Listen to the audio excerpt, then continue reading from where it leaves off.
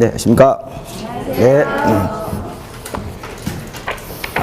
자, 오늘 두 번째 공법 시간인데, 처음 오신 분들도 일단 들어보시고요. 이게 이제 공법이라는 과목은 부동산에 대한 규제를 저랑 같이 배우시는 과목이니까, 행정청의 업무는 대부분 다 우리 부동산에 대한 규제를 하고 있습니다. 우리가 보통 행정도 서비스이지 않습니까? 네, 우리가 이제 어떤 은행에 가서 서비스 되게 좋고, 백화점도 서비스가 좋은데, 이 행정청의 서비스를 우리를 규제하는 서비스입니다. 그래서 우리가 행정청에 가면 주눅이 들잖아요. 그쵸? 네, 그게 서비스 정신이 아직 미약한 겁니다, 사람들이. 그래서 이게, 그러니까 우리 옛날부터 이제 조선시대 때부터, 아직도 이제 행정청들, 그 당시에는 이제 관리 아닙니까, 관리들이 이제 백성들을 이렇게 보살피고, 경우에 따라서는 말 안 들으면 두드려 패고 이런 게 있잖아요.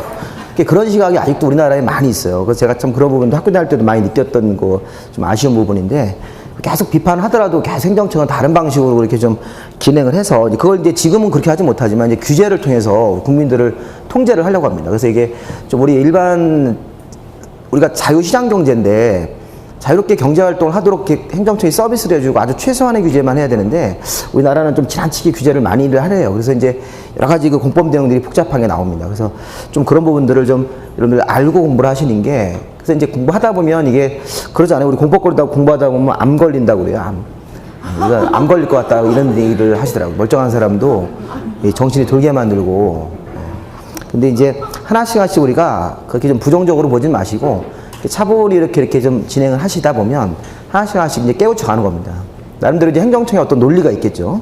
그래서 그런 부분들을 이렇게 보면서 규제의 형식 자체를 이렇게 좀 이해를 하자는 겁니다. 어떤 방법으로 이를 규제할 건가.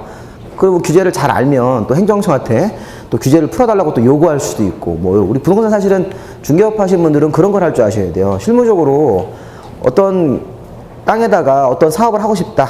어떤 특정 투자자들이. 그럼 그거를 그렇게 되도록 만들어주시는 거예요. 중개업 하시는 분들. 그게 부동산 개발이고 컨설팅이라고요. 그런 거를 이제 알려면 행정청의 업무를 잘 파악을 해놔야 된다고요.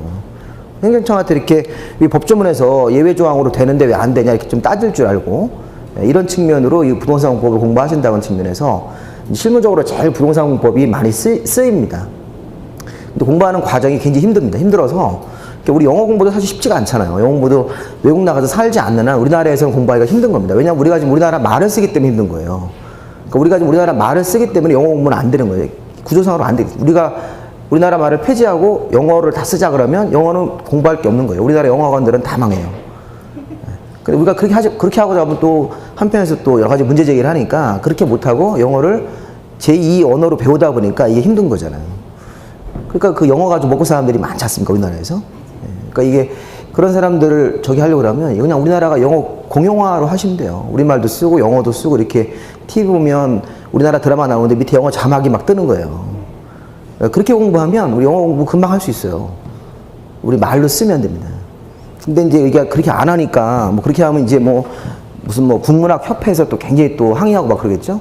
우리나라 세종대왕이 지하에서 온다 막 이러시고 막 그렇게 하는데 보면 참 이게 어떤 효율을 달성하기 위해서 영어를 공부를 열심히 하기 위해서 아주 우리가 비용을 많이 든다고요. 새벽에 우리 서울 같은 데 가보면 저도 강남에 가보면 그 영어학원에 줄 서는 거예요. 애들이 새벽에 줄 서가지고 그 토익 시험 이렇게 900점 넘기려고. 근데 우리가 영어를 우리나라 말로 쓰면 토익 시험 볼 일이 없지 않았습니까? 그걸 왜 회사에서 요구하고 있어요? 그게 다 사회적 비용이라고요. 영어도 하나의 말인데. 그래서 이제 영어 공용화를 하자 이렇게 얘기를 했다가 이제 뒤지게 혼나는 거죠. 뒤지게 혼나고 그렇게 되는 건데, 우리 부동산 공법도 영어랑 비슷합니다. 영어처럼 배우는 과정이 굉장히 힘들지만 나중에 유용하게 쓰이니까. 자, 그럼 우리 지난 시간에 이제 뭘 배우셨냐면, 지난 시간에 우리가 부동산 공법은 6가지 규제 법률. 자, 천천히 보면 부동산 공법은 6가지의 규제하는 법률. 그 규제하는 법률을 이렇게 모아놓은 게 공법이라는 하나의 과목입니다. 그래서 그 중에서 맨 처음에 배우는 법의 이름이 국토의 계획 및 이용에 관한 법률입니다. 국토의 계획 및 이용에 관한 법률. 이렇게 나오는데, 자, 이게 우리나라 국토니까 이건 토지겠죠? 토지. 토지에 대해서 토지 소유자들이나 토지 이용자들이 토지를 뭐 임차해서 이용하는 사람도 있을 거라고요. 그럼 토지 소유자나 토지 이용자들이 토지 위에서 여러 가지 경제 활동, 뭐 제일 중요한 게 건물을 신축하는 거죠. 그래서 돈 벌려고. 아니면 뭐 땅을 파가지고 뭐 여러 가지 공사를 하겠죠. 그러면 그런 각종 토지에 대해서 이용을 할 때는 마음대로 이용하지 못하게 규제를 하는데, 규제하는 방법이 계획이에요, 계획. 자, 우리가 이런 생각을 해야 돼요. 규제하는 수단이 계획을 만드는 거예요, 계획. 근데 우리 지금 바깥에 나가면 토지 위에 이렇게 계획이 수립되어 있는 게 표시가 안 돼 있잖아요. 그거는 우리가 서류상으로 확인하는 거예요, 서류상으로 이 토지, 내가 지금 무슨 이 광주시에 어떤 땅이 있다. 지번 있습니다, 주소 지번. 그거를 치면 그 서류 쭉 나와요. 어떤 그 계획이 나와 있다고. 근데 그 계획이 나와 있는데 이게 행정용어들이니까 그 행정용어를 모르면 그 계획이 어떤지를 파악을 못하니까 규제의 내용을 파악할 수가 없다고요. 그러니까 우리 공부하실 때 토지에는 규제가 들어가 있습니까? 근데 규제가 계획이라고 생각하시면 돼요, 계획. 그럼 어떤 계획이 나와 있는지 우리 지난번에 자, 시험 문제에서 광역도시계획이라는 게 있었죠? 지난 시간에 일단 우리 처음 오신 분들은 이름부터 먼저 기억을 하셔야 돼요. 광역, 넓은 지역에 대해서 만드는 계획이 있다, 이렇게. 그 다음에 우리나라는 각자 도시별로 도시 기본계획이라는 게 있어요, 이렇게. 우리나라 도시에는 각자 도시별로 도시기본계획. 제가 지난 시간에, 자, 우리 이거 다시 한번 보세요. 광역도시계획은, 광역이라는 데가 어디예요, 광역? 2개 이상 도시가 묶여있다, 이렇게.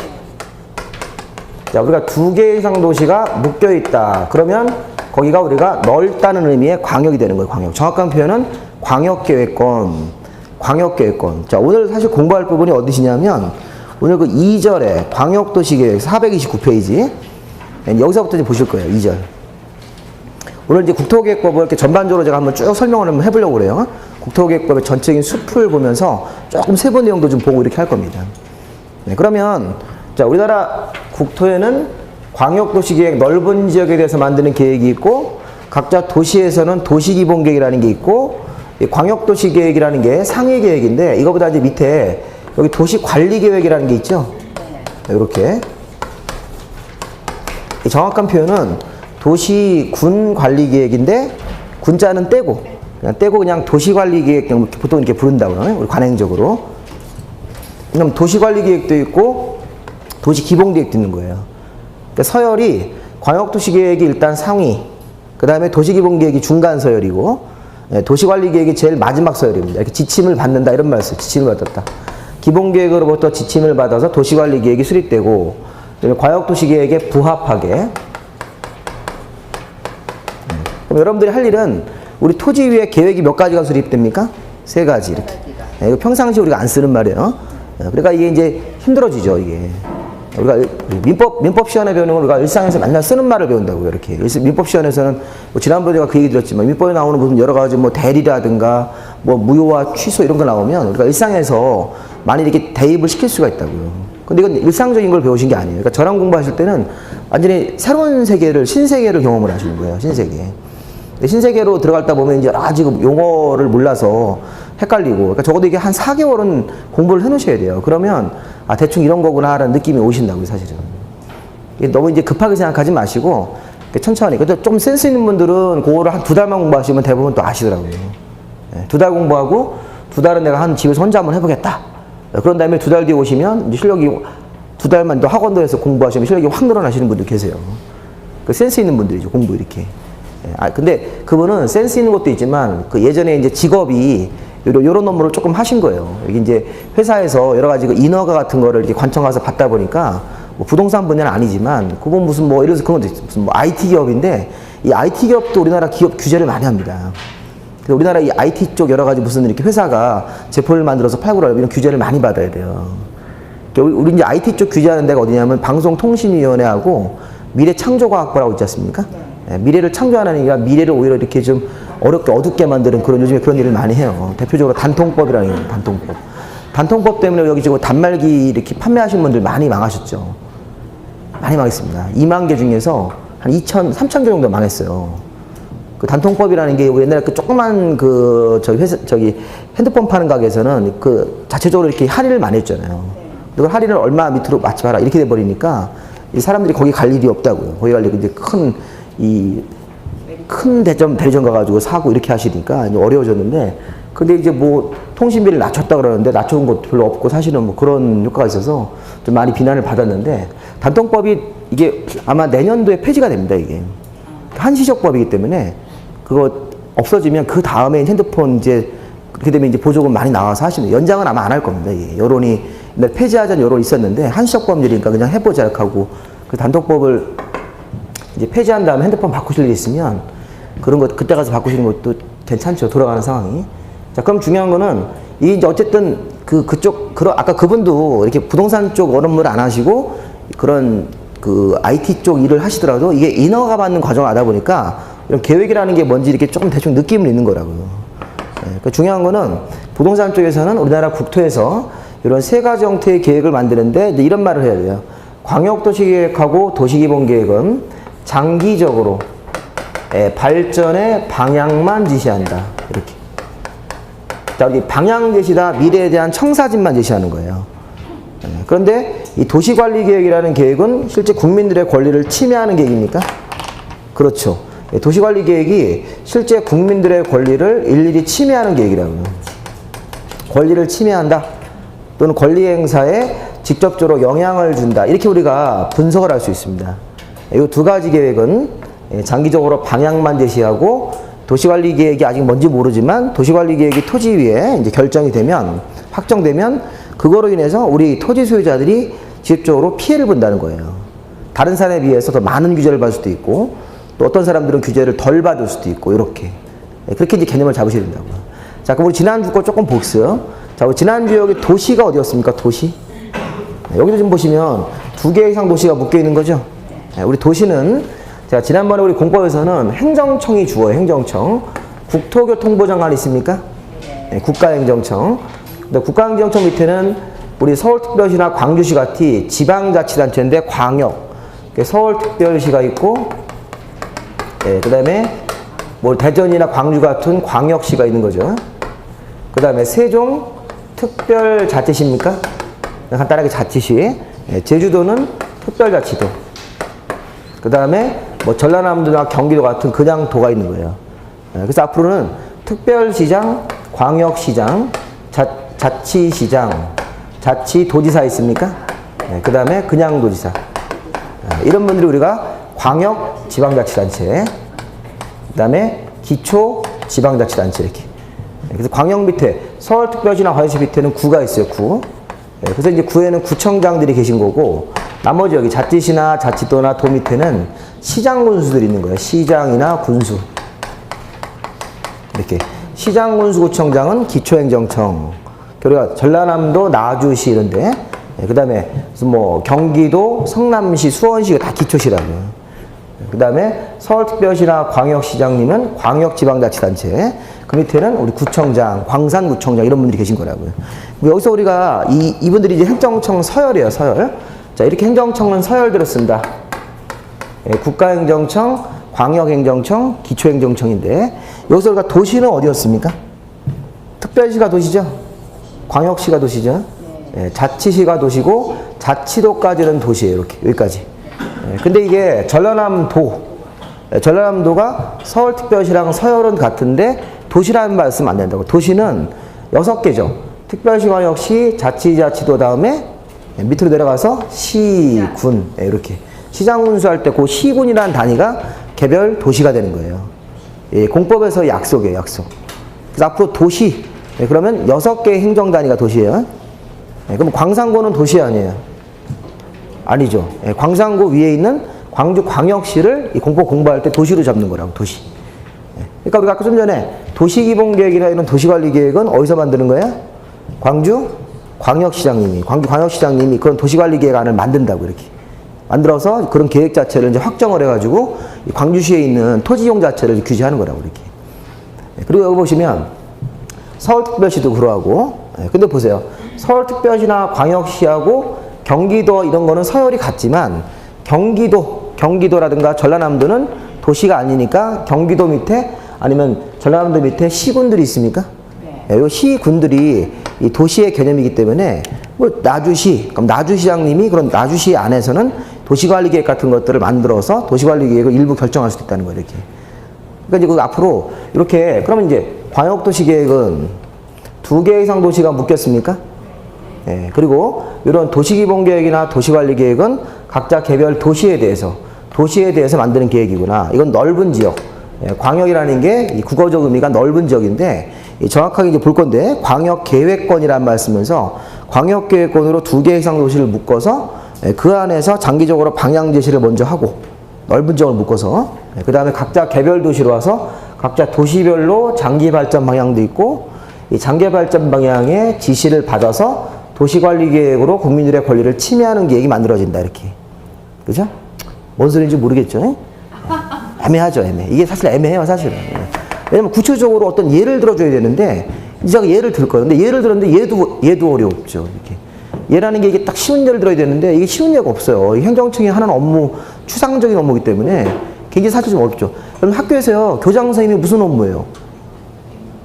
교장 선생님은 장기적으로 이렇게 방향 지시, 학교에 대한 발전 방향을 지시하는 분이에요. 담임 선생님의 업무 있죠? 담임 선생님은 애들을 구체적으로 어떻게 훈육하고 이런 거잖아요. 그러니까 교장 선생님이 애들한테 막 뭐 이거 몇 페이지까지 풀어라 이러진 않잖아요. 학교에서 그런 건 담임 선생님이 우리 책 몇 페이지까지 공부하지 안 하면 혼내고 막 이런 거지 않습니까? 그런 거랑 비슷해져, 이 행정이라는 게. 그러니까 이제 어떻게 보면 이런 기본계획 같은 거는 미래에 대한 발전 방향이 나오는 거예요. 근데 또 중개업을 하실 때는 이런 장기 발전 방향이라는 건 알아야 된다고요.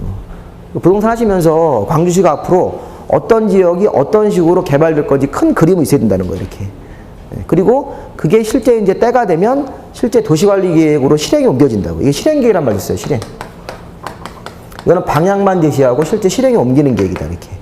실행에 옮기는데 거기를 막 일방적으로 막 개발하지 말고 관청이 시키는 대로만 개발해라. 또 환경적으로 보존도 해라. 뭐 이런 게 막 나오는 거라고요. 그러니까 이제 개발업자는 그거 시키는 대로 해야지. 안 그러면 징역이나 벌금으로 처벌된다고요.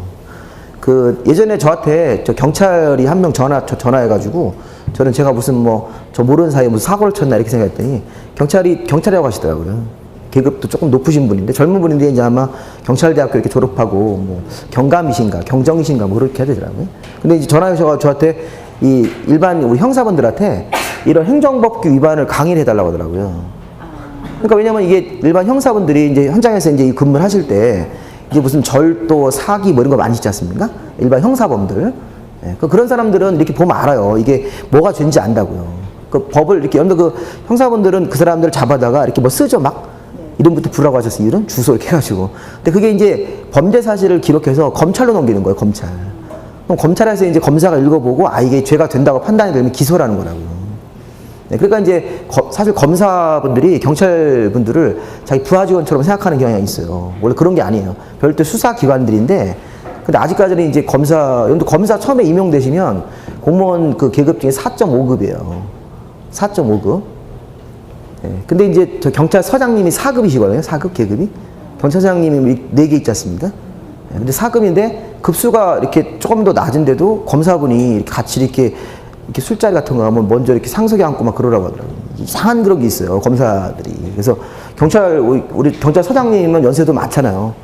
60세 가까이 되시고 이런데도 뭐 처음에 검사 임용되면 뭐 빨리 있는 사람들은 20대 중반에도 막 검사 임용 이렇게 머리 좋은 친구들은 머리 좋다는 게 암기 잘하는 사람들이에요, 암기. 우리나라는 그 암기를 잘해가지고. 그러니까 책을 통째로도 암기해가지고 이제 그걸 잘 쓰는 사람들이 이제 되는 건데 어쨌든 이제 좀 그런 경향이 있습니다. 그래서 한번 그러면은 다 공개영화는 사실인데 원래 그래서 이제 맨날 경찰들이 검찰하고 독립하자 뭐 이런 얘기를 하는 거라고 이렇게. 근데 이제 그 형사분들도 나중에 이제 무슨 뭐 절도나 사기가 오면 안 돼요. 이게 절도죄가 되는지를 많이 해봤으니까. 근데 이런 행정법규로 위반에 들어오면 도시관리계획 위반으로 오면 이게 뭐가 죄가 되는지 안 되는지를 구별을 못하는 거라고요. 그러니까 행정규범은 어떤 법조문 자체 하나를 딱 적용받으면 죄가 안 되고 잘못하면 죄가 되고 이래 돼 버리니까 이런 행정 내용 자체를 알려달라는 거예요. 그 2시간 동안만 강의를 좀 해달라고 하더라고요, 저한테. 그때 저기 충남 아산 가보면 경찰분들 교육받는 연수원이 있습니다. 그래서 이제 1년에 한 번씩 거기 가셔가지고 뭐 몇 박 며칠 교육받는다고 하시는데 근데 뭐 제가 물어보는 게 얼마 주냐고 물어보죠, 가면. 그래서 그냥 학원에서 준 돈보다 훨씬 더 적고, 예, 적고 그리고 또 그 강의를 그 준비를 해야 된다고요. 준비하는 시간 한 이틀은 걸린다고 그래요. 그러니까 이게 딱 해보면 계산이 안 나오죠. 아, 이거 안 되겠다. 이게 못 간다. 이렇게 해가지고. 그래서 다음에 기회 되면 연락 주시라고 했는데 지금 한참 바쁠 때, 그리고 한참 7월 달인데 그때 해달라고 그러면 어떡합니까? 7월 달에 하원수생들이 지금 뒤치다거리 하기도 바빠 죽겠는데, 그리고 하원수생들도 지금 공부하시느라고 굉장히 힘드신데 또 그렇게 할 수 없지 않습니까? 그래서 이제 그렇게 그래서 일반 그 형사 이런 분들도 이렇게 좀 이런 공부를 좀 하시려고 하시더라고요. 그래서 이제 가끔 보면 이제 경찰 공무원들이 와서 공부를 많이 하세요. 자기 이제 이렇게 퇴직 후를 또 대비하는 경우도 계시고, 아니면 이제 그 평상시 업무 보시다가도 이런 내용들을 좀 아시면 좀 효율적으로 업무를 할 수 있으니까. 그래서 이게 이제 그 이런 행정규범 자체가 사실은 좀 그런 측면이 있어요. 이게 사실은 이게 어떤 과태료 이런 것 있죠. 과태료. 과태료하고 벌금 차이 아시죠? 우리가 징역이나 벌금을 받으면 전과자가 되는 거예요. 무거운 죄는 징역이나 벌금을 때리는 거예요. 전과 기록이 남아요. 형사재판을 받아야 되는 거라고요. 불구속이든 구속이든. 근데 이게 과태료는 그냥 금전적으로 제재받는 경미한 범죄 이렇게. 근데 외국에는 이런 행정규제를 위반하면 대부분 다 과태료입니다. 근데 우리나라는 행정규제 위반하면 징역이나 벌금을 때리게 돼 있어요. 그 뒤에 처벌이라고 돼 있습니다. 처벌. 그러니까 이런 것도 사실 보면 법을 만드는 우리 국회의원들이 잘못 만든 거예요. 국민들을 자꾸 통제하려고 하는 거죠. 국민들을 징역이나 벌금을 자꾸 이렇게 만들어 놓으면 국민들이 이제 엄하게 처벌하는 거죠. 엄하게. 이게 사실은 과태료라는 거에서 과태료에서 1,000만 원 이렇게 부과할 수 있는 거예요. 그러면 그 돈 때문이라도 그런 업무를 안 할 수 있는 충분한 거를 저희가 되는데, 이게 우리나라는 이게 무조건 징역이나 벌금을 많이 만들어 놓는 거예요. 그래서 벌금 뭐 300만 원 뭐 이렇게 하면, 근데 벌금 300만 원 금액이 얼마 안 되지만 징역이나 벌금을 받으면 어떻게 봐야 돼요? 재판을 받으러 법정에 출두해야 될 거 아니에요. 그것도 무서우니까 변호사 선임을 하죠. 혼자 재판하는 사람 없을 거 아닙니까? 그러니까 그거를 이제 일반 서민들은 그런 재판을 많이 받게 되면 굉장히 그 놀라고 변호사 선임을 하고 또 무죄 결정 같은 걸 받기 위해서 변호사한테 막 1,000만 원씩 주고 막 이런다고요. 벌금은 300만 원 이하인데. 그러니까 배보다 배꼽이 더 큰 일이 생긴 거죠. 그 전과 기록이랑 낙인이 찍히니까, 이렇게 되게 낙인 찍히면 이제 이게 일반 사회생활 하기 어렵기 때문에 이렇게 이제 파급되는 겁니다. 그러니까 이거 보면 국회의원들이 대부분 다 또 그 유사 출신이라고 그래가지고 그런 자기 많잖아요. 변호사 출신도 많고 그러니까 이게 자기 동료들 일거리 만들어주는 거죠. 뭐 법정에서 이렇게 만들어주면. 그러니까 굉장히 중요한 문제인데 이런 점들 잘 보셔야 됩니다. 이게 여야 간에 상관이 없어요. 이런 거는 여야 간에 공이 이 법을 만들 때 그 징역이나 벌금을 많이 만든 사람들은 내부적으로 어떤 의심이 드는 거예요. 자꾸 국민들을 이렇게 통제하고 못 살게 하려고 이렇게. 국민들을 위한다는 건 다 거짓말이에요. 국회의원들이. 그 법을 만드는 거 실제 이렇게 막 국민들을 위해서 막 뭐 나가서 뭐 이렇게 하고 그런 게 중요한 게 아닙니다. 실제 법을 제정해서 국민 생활을 통제하기 때문에 통제권도 과태료 이런 거로 좀 이렇게 전면적으로 바꾸자 이런 얘기를 많이 학계에서는 합니다. 학계에서. 근데 이제 국회의원들이 그냥 좋은 얘기다 하고 넘어가서 그렇죠. 왜냐면 자기 것도 어떻게 보면 자기 일자리니까 변호사들 일자리 만들어주는 거 아닙니까? 그 우리 잘해보자 이렇게 보면 좀 그런 게 아쉬운데, 우리는 이제 그런 법이라도 일단 지켜야 되니까 이런 계획 자체를 잘 우리가 파악을 해주셔야 되는 거예요. 이렇게 계획 자체를. 자, 그러면 이제 우리 이렇게 3가지 계획을 배우고 제가 다시 한번 이 도시라는 개념을 잡았고, 우리 지난 시간에 이렇게 3가지 형태의 계획을 이제 쭉 한번 배워보시는 거예요. 특히 이 도시관리 계획. 그래서 올해 시험 문제 27회에서는 광역도시계획이 한 문제가 나왔고, 기본계획도 한 문제가 나왔고, 이 도시관리계획만 5문제를 냈다고요. 사실 이렇게 연관성이 있게 됐는데, 어쨌든 여기서 지금 시험 문제가 7문제가 나왔습니다. 12문제 중에서. 그러니까 이 계획 부분을 잘 해놓으시고, 이 계획 끝나고 나면 여기 이용 파트라는 걸 배워요. 이용 파트. 이 이용 파트는 이따가 또 할 건데, 개발행위 허가제라는 게 있어요. 개발행위 허가제. 그래서 이제 여기서 지금 여러분 그 교재에서요, 2절 광역도시계획입니까? 여기서부터 쭉 넘기셔가지고 어디까지냐면 8절까지예요. 8절. 자, 8절이 어딨나요? 한번 넘겨보시죠. 자, 우리 8절은 지구단위 계획이라는 파트가 있습니까? 8절이 아니라 여기 이제 4절까지네요. 4절이니까 거기 보면 462페이지. 462페이지라고 돼 있어요. 거기 보면 뭐 지구단위 계획의 수리 뭐 이런 거로 끝나죠. 여기까지가 도시관리계획을 광역도시계획, 도시기본계획, 도시관리계획 파트가 되는 거라고요. 그러면 그 옆에 이제 하나만 더 배우시면 돼요. 개발행위 허가제. 자, 이것도 마저 설명을 드리겠습니다. 이렇게 계획을 쭉 배우고 나면 개발행위 허가제라는 게 있어요. 개발행위 허가제. 자, 무슨 말이냐면, 자, 일반 토지 소유자들이 자기 땅에서 돈을 벌려고 5가지의 개발 행위를 해요. 예, 자, 우리 토지 소유자들은 여기 국토는 계획이 수립이 되어 있습니까? 예, 그럼 우리 국민들은 이 계획을 잘 지켜야 되죠? 예, 이 계획을 잘 지켜서 토지 이용 행위를 해야 된다는 거예요. 이용이 개발이에요. 이용이 개발. 그러니까 돈 벌려는 개발 행위를 하려면 이 개발 행위가 5가지가 있어요. 건물 짓고, 일단 여기 칠판 보세요. 물건 쌓고, 토토토 이렇게. 건물 짓고 물건 쌓고 토토토라고 그러는 거예요. 이게 따로 안 쓰셔도 돼요. 다 교재에 있으니까. 그 464에 보시면 뭐 건축물의 건축이 1번 맨 위에 박스. 맨 밑에 5번에 물건을 쌓아두는 거 있습니까? 예, 목재나 석재 같은 물건을 특정 땅에다가 쌓아둘 때는 허가를 받고 하셔야 돼요. 1개월 이상. 예, 그 다음에 토지 형질 변경, 땅에 대한 각종 물리적인 공사하는 거, 절토, 성토, 토석의 채취, 토지의 분할, 이런 5가지 개발 행위가, 자, 토지 소유자가 돈 벌려고 하는 거예요? 사적, 개인적 이익을 위해서? 그런 거죠.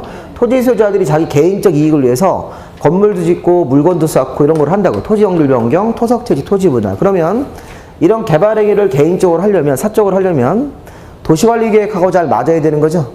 이렇게 계획하고. 근데 토지 소유자가 그 계획을 잘 몰라요. 우리처럼 이렇게 배워도 잘 모르잖아요. 그러니까 토지 소유자들은 그 계획을 지켜야 되는데 계획을 잘 모를 때는 관청한테 와서 해도 돼요? 이렇게 물어보는 거예요. 이게 허가 신청이라는 거예요. 개발행 허가 신청. 이 공법에서 무슨 허가라든가 인가라든가 이런 말들이 계속 나와요. 이렇게 뭐 승인이라는 말도 나오고 이런 거 나오면 그냥 다 공통적인 거예요. 그냥 해도 됩니까? 내가 개발행위 할 내용을 서류로 써갑니다. 예, 서류 써가서 이런 개발행위를 해도 됩니까? 이렇게 물어봐요. 관청한테 가서. 예, 그래서 이 허가권자도 아까 이 도시의 장들이에요. 이 도시관리계획 같은 걸 만드는 사람이 아까 누구였습니까? 특별시광역시, 자치자치도, 시장군수가 도시의 장들이죠. 예, 그럼 그분들이 도시관리계획을 만들어 놨어요. 예, 그 만들어 놓으면 이 개발행위 허가도 그분들이 내리는 거예요. 특별시장, 광역시장, 자치시장, 자치도지사. 그 다음에 밑으로 내려가서 시장군수 이렇게. 구청장 같은 사람들은 아니고, 여기 도지사님도 아니고, 이분들이 각자 자기가 만든 도시관리계획을 이렇게 한 손에 들고 있고 이쪽으로 개발행위 허가 신청이 들어온다고요. 들어오면 그거를 이렇게 비교해서 이게 이 개발행위가 도시관리계획 같은 거랑 잘 맞는다. 그럼 허가를 내주는 거예요. 그 15일 안에 허가 나옵니다. 허가 신청을 넣으면 15일이라는 기간을 꼭 지켜서 허가증을 서면으로 발급하든지 아니면 도시관리계획하고 안 맞을 때는 어떻게 될까요? 불허가. 그렇죠? 불허가하면 그 불허가 사유를 이렇게 서면으로 적어서 왜 불허가입니다라는 거를 이렇게 기재해서 서면으로 알려주면 그 불허가 받은 사람이 그거 보완을 해서 수정을 해서 다시 허가 신청을 넣고 이렇게. 그렇게 한 2-3번 허가 신청해가지고 허가 나오는 경우도 있다는 겁니다. 이 개발행 허가라는 게 이 개발행위를 하기 전에 미리 허가 받는 거예요? 사후 허가예요? 미리죠, 미리. 당연히 미리죠. 공법에서는 다 미리입니다. 미리 건물을 줘도 됩니까? 물건을 쌓아도 됩니까? 이렇게. 토지 형질 변경해도 됩니까? 그래서 일명 건물 짓고 물건 쌓고 토토토 이렇게 하는 거예요. 제가 이제 지난 토요일 날 이렇게 저기 서울의 그 학원에 합격자 모임을 갔더니 저를 보자마자 동영상으로 공부하시는 분인데 저보다 보자마자 막 건물 짓고 물건 쌓고 이부터 얘기하더라고요. 이런 게 동영상에 지금은 뭐 합격하고 나서 다 까먹었는데 이런 거는 생각이 난다고 하시더라고요. 건물 짓고 물건 쌓고 토토토 이상한 거 많이 해요. 제가 많이 하는데 동영상 보고 재미났다 이렇게 얘기를 하시더라고요. 근데 이제 이런 게 뭘 좋은 방법은 아닌데 이게 워낙 암기할 게 많다 보니까 몇 가지를 좀 만들어서 이렇게 좀 머릿속에 심어 드리는 겁니다. 잘 안 들어가는데 그냥 억지로 심는 거예요. 자꾸 하다 보면 익숙해집니다. 이게. 건물 짓고 물건 쌓고 토토토. 근데 이게 다른 선생님들이 다 비슷하게 하시더라고요. 다른 선생님도 건물, 제가 옛날에 처음부터 시작했는데 이 다른 선생님 보니까 이거 똑같이 하시더라고요. 건물 짓고. 그러면 제가 그 사람 상대로 저작권 침해로 고소를 해요? 저희 등록을 안 해가지고 특허 등록을 해놨었어야 되는데. 근데 이게 이 공법 선생님들은 이게 암묵적으로 서로 베끼는 게 있어요. 그래서 이게 제 문제가 딴 데 가서 똑같은 문제지 나와 있어요. 제가 뭐라고 안 그래요. 어차피 나도 베낄 거니까. 나도 그 사람 처음 문제 있어 베낄 거기 때문에 이게 암묵적으로 이게 예전에 좀 선생님들끼리 그렇게 다퉜었어요.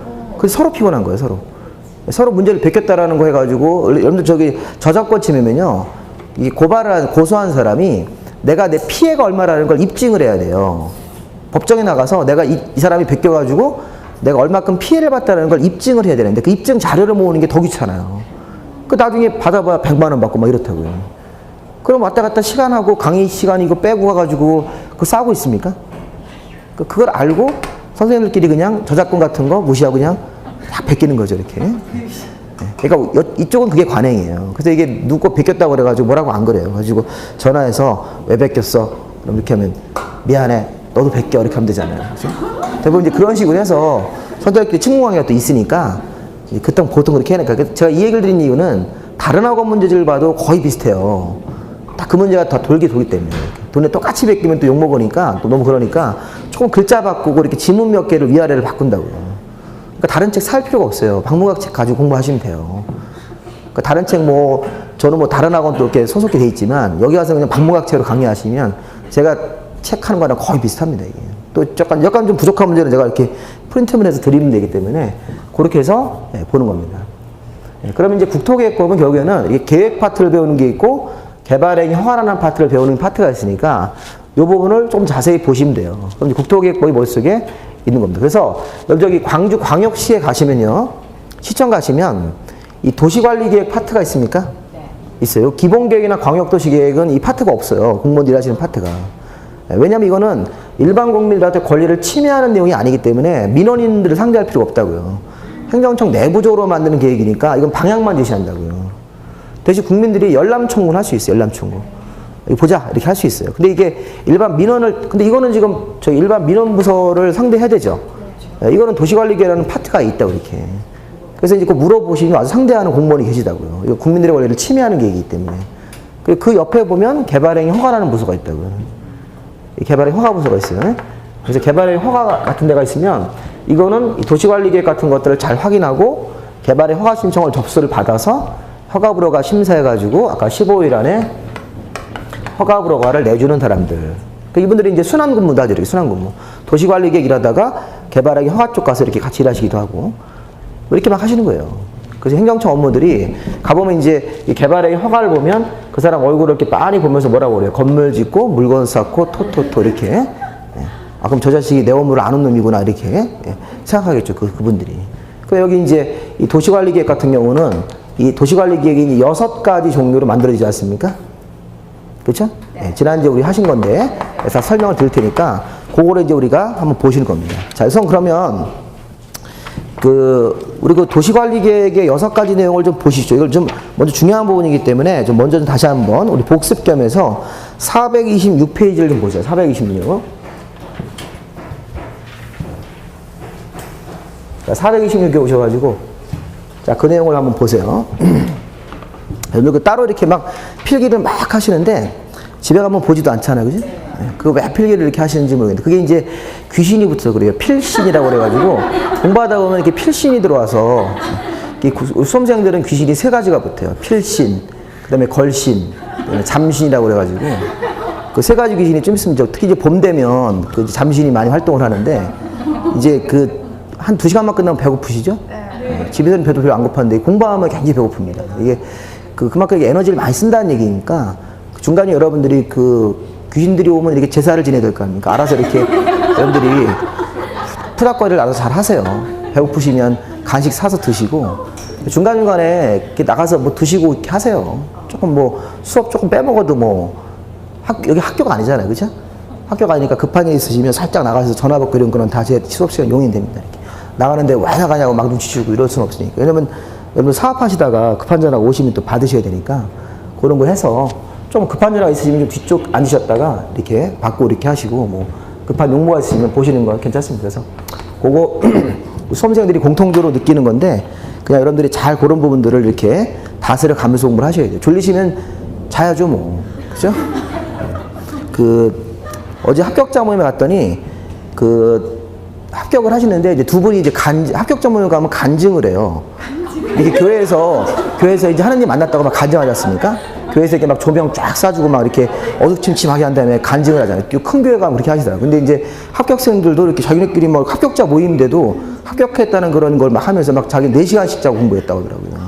여자분인데. 그러니까 둘째를 낳고 우울증 걸렸다고 하더라고요. 우울증이 걸리니까 남편은 진짜 싫고 애들도 싫다 하더라고요. 애들 유치원 가는 모습도 보기 싫고 막 근데 이제 주기사 공부를 하면서 내가 우울증이 해결됐다 이렇게 막 하면서요. 이게 간증하는 거 아닙니까? 하느님을 만나서 내가 병을 고쳤다 이런 거랑 똑같은 거 아니에요. 그러면서 이제 자기 이제 삶의 활력소를 찾았다는 거예요. 근데 열심히 공부하려고 한 4시간씩밖에 안 잤대, 진짜로. 근데 그렇게 공부하는 거는 제가 볼 때는 안 좋아요. 안 좋아요? 그게, 그렇게 공부하는 거는 너무 그거는 무리하시는 거예요. 우리 공부가 그 정도까지는 아니거든요. 막 4시간씩 자고 수능 시험 공부하는 것도 아니고. 그러니까 공부를 하루에 한 3시간씩은 하시는데 할 때 집중해서 하신다고요. 그렇게 막 잠 안 자고 하면 집중력이 안 생겨요. 제 경험은 그래요. 잠을 자고 졸릴 게 있는데 무슨 공부를 하고 있어요, 그게. 그러니까 애달처럼 막 그냥 억지로 막 공부하는 거는 이게 지금 우리가 공부하는 스타일하고는 안 맞습니다. 열심히만 하면 힘만 든다고요. 그러니까 하라는 걸 딱 꼭 찍어서 그것만을 계속 반복하셔야 돼요. 공부를 한 페이지를 마스터하는 게 아니라 대충 보고 페이지를 여러 개를 쭉 넘기시는 거예요, 여러분. 다독을 하셔야 돼요, 다독을. 중개사 공부는 이렇게 자꾸 회전 공부를 하셔야 돼요. 그렇게 하다 보면 1순환, 2순환 하면서 자꾸 이렇게 실력이 쌓여가는 거예요. 전체적인 숲을 보셔야 돼요. 그래서 그래야지 개별 문제를 풀 수 있다고요. 공부하면 특히 그렇습니다. 근데 그분들은 막 한 문제가 해결이 안 되면 계속 그것 때문에 스트레스를 받는 거죠. 이게 도대체 어디서 문제가 나온 건지. 예. 그렇게 막 스트레스 받으면 건강에 안 좋죠. 그래서 이게 나중에는 그냥 오히려 또 시험장에서 너무 긴장하고 그런 측면이 있고. 그래서 이게 보시면 또 그런 부분도 있었고. 또 한 명은 이제 합격한 지 5년 됐다고 뭐 그렇게 얘기하시는 분도 계셨고. 합격한 지 5년 만에 합격하셨다고 하더라고요. 그래서 막 눈물이 나가지고 어떻게 할 수 없다고 집에서 부인하고 막 끌어안고 울었다고 막 그렇게 하시더라고요. 그래서 그런 경우도 있었는데 그렇다고 5년 공부하시라는 얘기는 아니고 5년 공부하신 분이 바로 회장님이셨어요. 그래서 이제 그 합격자 모임에 이제 회장이 되셔가지고 이제 그렇게 하시니까 이제 또 활동성은 굉장히 좋으시더라고요, 이렇게. 그러니까 이제 뭐 어떤 친분 관계 같은 거를 새로 이렇게 메꾸라는 건 그런 분이 하시는 거니까. 자, 그럼 우리 이제 그렇게 뭐 합격자들도 있었는데, 자, 일단 426페이지를 한번 보세요. 자, 보시면 여기 보면 도시관리 계획이라는 게 뭐 이거는 좀 뭐 방향 제시하는 계획이니까 참고로 보시고, 이 도시관리 계획은 6가지 형태로 도시 위에, 이 토지 위에 결정이 된다. 이렇게 결정. 일단 이 결정이라는 말을 좀 알아두셔야 됩니다. 이게 확정되는 거예요. 그래서 1번 도시관리 계획, 2번 도시관리 계획, 일단 번호를 쭉 쓰는 거예요. 이렇게. 3, 4, 5번까지 이렇게. 6번까지죠. 그래서 거기 보면 1번 도시관리 계획이 용도 지역이나 용도 지구라고 돼 있죠. 네. 1번 도시관리 계획은 우리 토지 위에다가 용도 지역이라는 토지의 이름을 붙이는 거예요. 용도 지역이나 용도 지구. 이런 토지에다가 이름을 정하고 이름에서 어떤 용도 지역이 맞아. 그래서 우리 지난 시간에 조금 봤죠? 네. 지난 시간에 그 프린트물 보시면 그 용도 지역이 21종류. 자, 그 지난주에 우리 그 프린트물 안 버리셨죠? 네, 책갈피에 꼽혀 있을 겁니다. 이 복습하신 분들은 또 집에 놓고 오시는 경우가 있는데 복습하지 마세요. 그냥 책에 꼽아놓고 다음에 또 갖고 오셔야 된다고.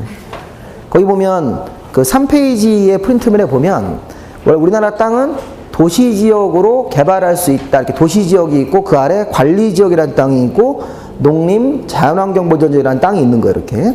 도시관리, 농림지역. 그러니까 우리 머릿속으로 자, 우리 광주시에 어떤 땅이 있다 이렇게 생각하시면 돼요. 또 광주시나 전라남도 이런 데 땅이 있으면 그 특정 땅을 이렇게 예를 들면 여기는 도시용으로 써라 이렇게. 도시용으로 건물도 짓고 뭐 상가도 짓고 이렇게 여기 도시지역이라는 거예요. 여기는 관리지역이다 이렇게. 관리지역은 조만간에 도시적으로 넘어갈 수 있으니까 일단 관리 상태로 들어가는 거예요.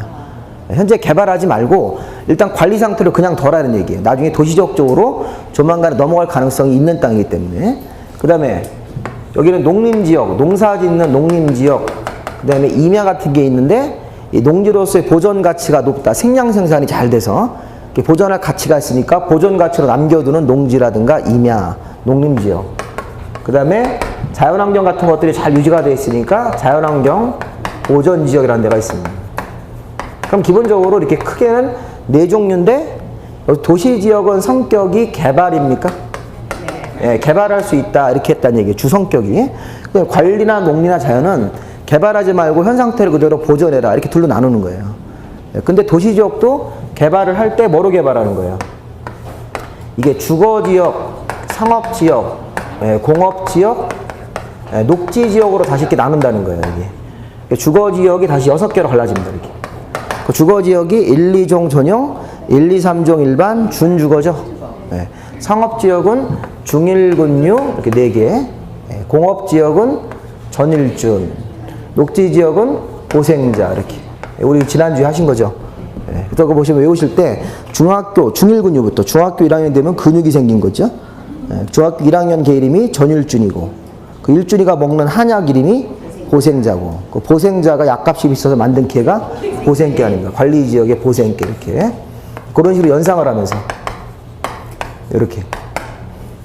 네, 그러면 그 옆에 있는 뜻을 이제 좀 이따 이제 보실 건데 일단 이렇게 21가지 용도 지역이라는 게 들어가는데 자 이게 이런 게 시험 문제였어요. 농림지역과 자연환경보전지역도 세분할 수 있습니까? 아니죠. 지금 세분은 도시지역에서 세분되는 거죠. 이렇게 도시지역 안에 그 개수를 세보면 16개요. 예, 관리지역 세분은 몇 개? 3개 이렇게. 세분되는 3가지 세분된 거죠. 예. 농림하고 자연은 세분되는 현상이 없다 이렇게 하시죠. 세분되는 현상이 없다. 그렇게 얘기를 해야 되겠죠. 그게 기출문제라고요.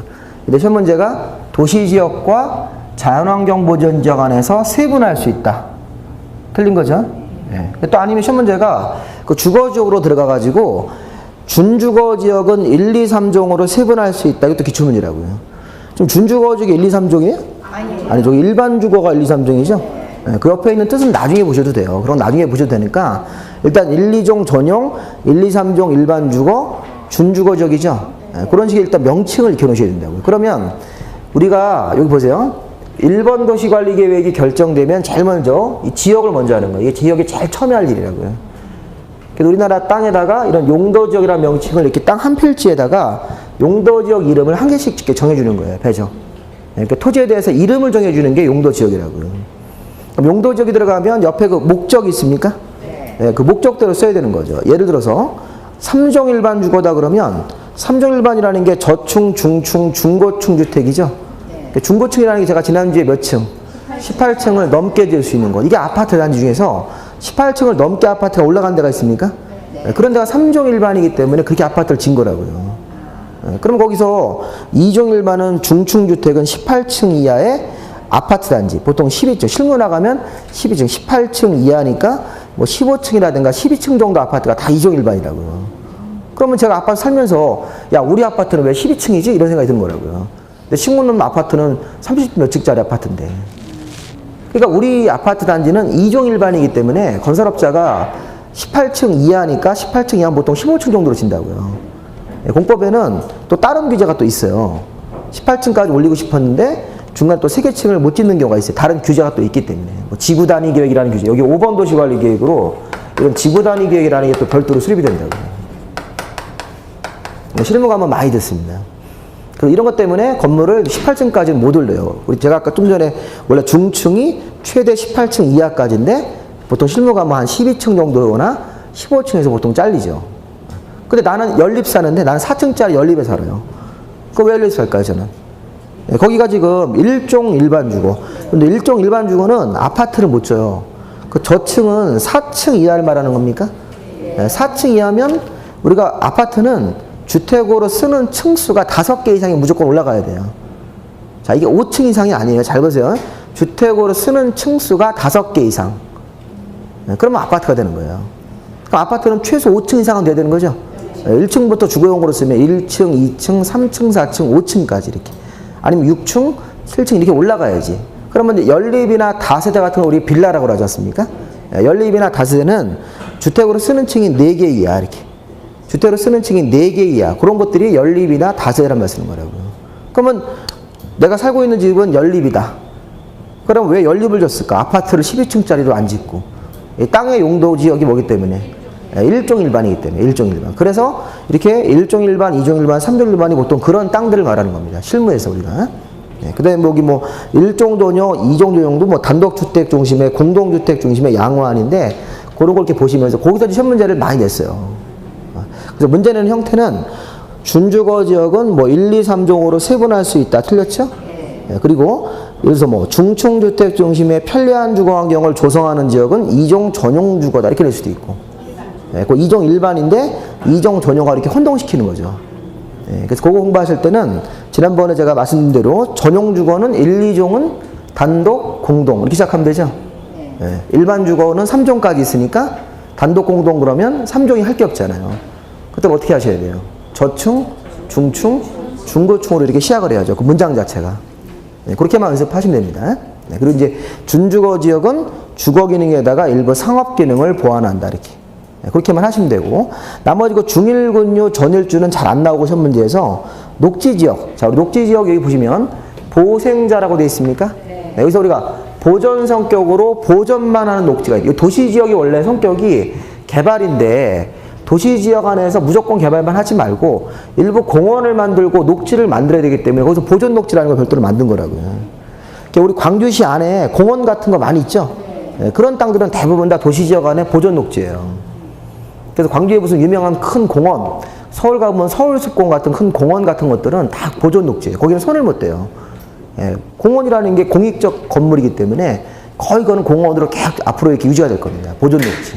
예, 그러면 생산 녹지는 도시 지역 안에도 농지가 있다 이런 느낌으로. 예, 도시 지역 안에 농지. 원래 농지는 농림 지역 가면 많죠. 예, 농림 지역이 아니라 관리 지역 가면 농지가 많이 있을 거라고요. 예, 근데 도시 지역도 농지가 있어요. 예, 그러면 서류 때문에 대부분 다 생산 녹지라고 지켜 나온다고요. 그러니까 생산 녹지도 현재는 농사를 짓고 있죠. 예, 근데 이게 도시 지역 안에 있기 때문에 언젠가는 개발되겠지. 예, 이런 기대가 항상 있기 때문에 그 생산 녹지가 우리 광주시 외곽 지역도 막 평당 50만 원씩, 뭐 60만 원씩 막 거래가 되더라고요. 경우에 따라서 막 100만 원씩도 주고 산다고 하시더라고요. 예, 나오면 바로 사주겠다. 왜? 거기가 나중에 아파트 단지로 개발된다니까요. 예, 광주시가 계속 이렇게 외곽 쪽으로 이렇게 아파트를 지어 나가잖아요. 예, 우리가 사실은 광주시가 어떤 도시 문제 해결할 때 기존 구도심에서 재건축 재개발이 어렵죠. 예, 그러니까 자꾸 외곽 쪽에다 아파트 짓는 거라. 그러면 기존에 있는 도심지는 더 낙후됩니다. 예, 제가 광주시장이 되면 외곽 쪽으로 아파트 안 짓고 시내에서 재건축 사업을 할 거예요. 규제를 좀 풀어서 저를 시켜주시면. 예. 우리 부동산은 사실은 외곽에서 아파트 단지를 해가지고서 거기서 부동산을 하시든지 아니 기존 도심이 이렇게 부동산 재개발 재건축이 활성화돼서 그것도 괜찮은 거예요. 어쨌든 개발 사업만 잘 이루어지면 좋은데 요즘에 이제 기존 도심에서 이런 재건축 재개발 사업을 하려면 거기 세입자들이 막 반대하죠. 예, 소유자들은 하려고 하는데 세입자들이 반대. 근데 우리나라는 세입자들이 경제적인 약자라는 그런 인식이 있어가지고 그분들을 보호하는 정책을 많이 핀다고. 그러니까 재건축 재개발 사업이 안 되는 거예요. 그러니까 재건축 재개발 어려우니까 자꾸 외곽에다 아파트를 짓는 거예요. 새로 길 뚫고 이렇게. 그러니까 외곽에 땅 가진 사람들은 그걸 이제 기대하고 땅을 사두는 거죠. 광주시가 기존에 재개발, 그러니까 광주 구도심에 가보면 자꾸 이제 낙후되는 거라고요. 그렇게 어디까지 자꾸 파급이 되냐면 자꾸 낙후가 되면요. 그쪽에서 범죄도 생기죠. 예, 그게 자꾸 경제적으로 어려운 일이 생기고 자꾸 이렇게 우범화지대가 돼버린다고요. 낙후되고. 그 집을 또 비우고 그냥 가는 사람도 있어요. 너무 집이 낙후되니까 집주인이 너무 이거 겨울에 추워서 못 살겠다 해가지고 그 집을 그냥 버리고 빈집으로 두고 외곽에 가서 아파트 사시죠, 이렇게. 그럼 빈집이 생기면 그게 나중에 범죄예요. 그 경찰분들이 더 이렇게 할 일이 많아진다고요. 그러니까 이게 사실은 빨리 재건축 재개발 사업을 해주는 게 좋은 거라고요. 근데 이제 시에서도 그걸 알아요. 시장님도 아는데 이게 워낙 주민들이 반대하신 분들이 그냥 굉장히 극렬하게 반대하고 막 재건축 재개발 나오면 항상 그 생존권 얘기가 나오는 거예요. 생존권. 우리를 쫓아내고 어디로 가란 말이냐, 이렇게. 그러니까 그런 분들이랑 잘 타협을 해가지고 해줘야 되는 건데, 사업을. 부동산 쪽은 도심의 구도심도 개발을 잘 해주고 재개발해주고 외곽 쪽도 점진적으로 이렇게 아파트 짓고 이런 게 좀 균형되게 가야지. 안 그러면 여러분들 구도심 심각합니다. 대구 같은 데도 가보면 구도심 거리에서 굉장히 사고 많이 납니다. 그런 범죄가 왜 생기는지 잘 생각해 보세요. 부자들은 범죄 안 하죠. 물론 부자들이 무슨 횡령 이런 건 하긴 하는데 이게 강력범죄이지, 강력범죄. 경제사범 말고 돈 더 벌려고 이렇게 욕심부려서 회사 또 훔치고 이런 거 말고 강력범죄, 사람 이렇게 막 죽이고 이런 거는 대부분 술 먹고 돈 없었다 보니까 짜증나고 그러니까 술 먹고 이렇게 홧김에 이런 게 많다고요. 그러니까 이 경제가 잘 돌아가면 그런 범죄도 현격히 떨어집니다, 범죄율이. 사람들이 나가서 일거리도 많고. 그러니까 이런 부분이 있는데 중요한 거는 쉴 시간이 됐다는 거예요. 쉬었다 해야 된다는 겁니다. 이렇게 해서 용도적 이름을 다시 한번 기억하시고 다시 이제 제가 쉬었다 지구부터 가겠습니다. 칠판 주지 마시고 두시기 바랍니다.